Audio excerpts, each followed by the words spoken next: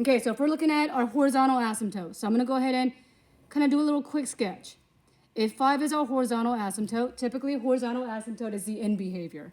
And I'm going to highlight the end behavior. You can put a dotted line if you want. And our end behavior is 5. That basically means it doesn't matter what's happening at the beginning. It only matters what's happening towards the end.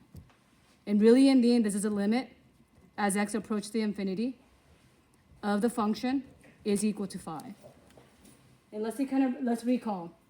So back in pre-calc or even algebra 2, when y'all did limits, it was high over low, slant we go, low over high, 0 equals y. And the last phrase was same was coefficient game. So this one has to be the coefficient game because do we see any x's right there? No x's. So looking at this, I'm just going to go to the right one. The highest power is 20x squared. And on the bottom, the highest power is 4x squared. When I cancel the x squares over, we get 20 over 4. What is 20 over 4? 5. And that has to be the answer. Okay, let's go on to number 22. Okay, on 22, it's going to need the absolute extrema. So I'm going to do a recall real quick before we start reading. Okay, look at the board real quick. Oh, wrong one. Oh, wrong one. Oh, man, I don't have it. Do I have it here?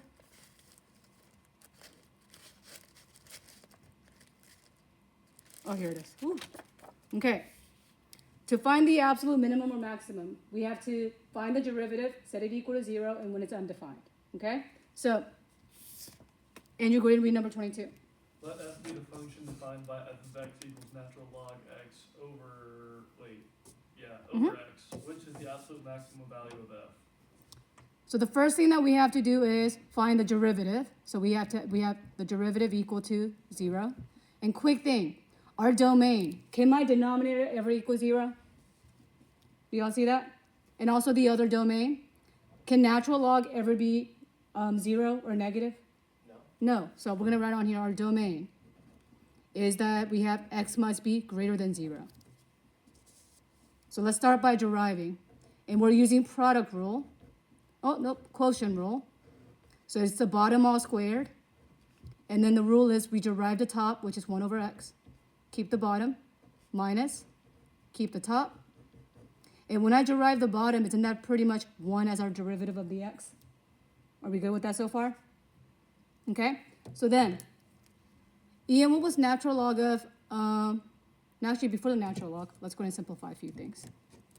Can I cross off this x and this bottom x? So we have 1 minus natural log of the x over the x squared. So let's see where our critical point is. I'm going to set the top equal to 0. So we have 1 minus natural log of x equals 0, which then gives me natural log of the x is equal to 1. Then what must be e then? Natural log of what is 1? Well, I kind of gave it to you. Natural log of e is equal to 1. So we know it's going to be x equals e. Y'all good with that? Okay. Now, the bottom, we have to solve for 0, but keep in mind, because my domain was, we can't consider any zeros, we don't need to worry about that piece. So let's make our number line real quick. So on our number line, our critical point is e. And because we're looking at natural log, it has to be something greater than 0 and continuing on. So let's think about some numbers that we can plug in. What number is between 0 to 2.71? Because e is 2.71 that we can test. What number is a good one? 1. Okay, let's test the 1. So when I test the 1, I'm going to write up here. 1 minus natural log of the 1 all over 1. Isn't that 0 right here? Natural log of 1 is 0. 1 over 1 is positive. So that means my graph is going up right here. And if I test some other number to the right of it, I could test 4, I can test 3. It really doesn't matter. So let's write on here, we have 1 minus natural log of 4 over 4 squared. Okay, here's one thing that you need to know. If natural log of e is 1, this one has to be greater than 1. Greater than 1. So 1 minus or greater than 1. Is that a negative or a positive? Negative. Negative. And negative divided by a positive is? negative, so our graph is going down, so that's our absolute maximum. So since x equals e, we have to plug it back into the original function given. So we have f of e is equal to natural log of e over the x, and x is e. Okay, Andrew, what's natural log of e? Oh man, it's alright. It's either 1 or 0. 1. 1 it is. So all that is going to give us b. And I know that was a lot of work. So if you're like, this might be the one that I missed, it's okay. Okay? At least attempt it. Okay, number 23, Ian, let's read. If P of t is the size of the population at time t, which of the following differential equations describes linear growth in the size of the population? All right. I'm going to show you one graphically and one algebraically. So let's say I have P of t in a graph. Looks like this. The graph is doing this. It's a linear. Then that means my derivative, dp, over dt is going to be a constant. It's going to be a flat line. Would y'all agree on that? Mm-hmm. So then I'm going to show you algebraically. Let's say I gave you y equals 2x. Ian, what's the derivative of 2x? 2. And when I graph y equals 2, isn't that also a flat line?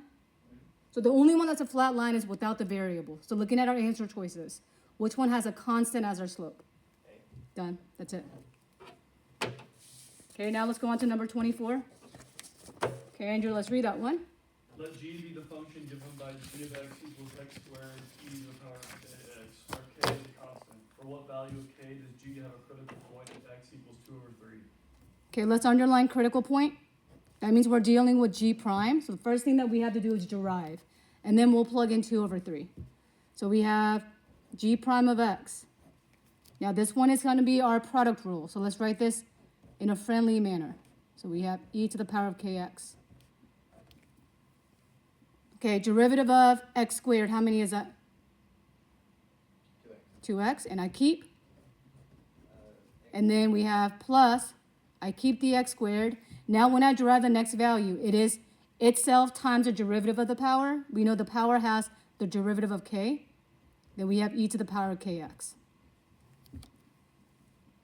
So from here, I could technically plug things in. Or you could kind of take certain things out and then plug it in, but I'm going to plug it in right now. We have 2. My x value that they gave us was 2/3. Oh, that's a 2, by the way. And then we have kx would be 2/3 k. And then we have plus 2/3, all squared. Then you need e, right? Where's the e? In the first half. Oh, God, I forgot the e. Right here. Is that better? Yeah. So we have k, e to the power of 2/3 k. Too many variables here. So the way I want to look at this would be, between these two chunks, would you agree we have both the e to the power of 2/3 k? Yes. So I'm going to take that out. Take all that out. It's kind of like factoring in Algebra 1. E to the power of 2/3 k. And let's write the remaining. 4/3 plus, and it's 4/3 because 2 times 2 is 4. Y'all good with that? Okay. And then the next one, we have 2 squared, and 3 squared is going to give us 4 over 9k. We're going to set that equal to 0. Let's talk about something unique on this one. E to the power of anything is always positive or negative. That is always. E is always increasing. It's always positive. So I can't set that equal to 0, but I can set this one equal to 0. So let's do that. So we have 4 over 3 plus 4 over 9k is equal to 0. Do we like the fact that we have a fraction here? No. No, I'm going to multiply everything by 9. Then that way I don't have a fraction anymore. So we have 9 divided by 3 is 3. 3 times 4 is 12. Good on that so far? And then I have 9 and 9, so those cancel. 4k is equal to 0. So if I apply my algebra skills, it's going to be k is equal to what number? It is a negative. -3. Negative 3. And that's going to be answer choice what? A. A it is. Okay, our last one, number 25. Okay, Ian, let's read that one. Which of the following is the solution to the differential equation dy of dx equals 2 sine x with the initial condition y of pi equals 1. Okay, so when we're finding the y equals on this one, I have to put all the x's together and y's together. Notice something. The y is already on one side, right? All I have to do is move this guy over here. That's going to give me dy is equal to 2 times sine of x dx. When you're solving for the y, we have to integrate on both sides. So when I integrate, I get y is equal to, all right, what was the integral of sine? Was it negative cosine or positive cosine? Negative cosine. Good. So we have negative 2 cosine of x, and we have to have plus what? Plus c, because there's no bounds. And then we're going to plug certain things in. It says pi is x, y is 1. So I'm going to plug in the 1 into y. X is going to be replaced with the pi. 1 is equal to negative 2 cosine of pi plus c. So let's recall pi on this one. Pi goes right here back in pre-cal. Andrew, what's the order pair of this point right here? 0, negative 1. Oh, swap that. 1, negative 1, 0. Negative 1, 0. And cosine is our x movement, so all that is negative 1. So if I say 1 is equal to, and now multiply these two, we get positive 2. So Ian, what's our c value? Negative 1. Negative 1. So if I plug that c value back in here, which one is my answer choice? I'm going to plug it in right here. B? Oh, no. I have negative 2 cosine of x minus 1. I see E. Okay?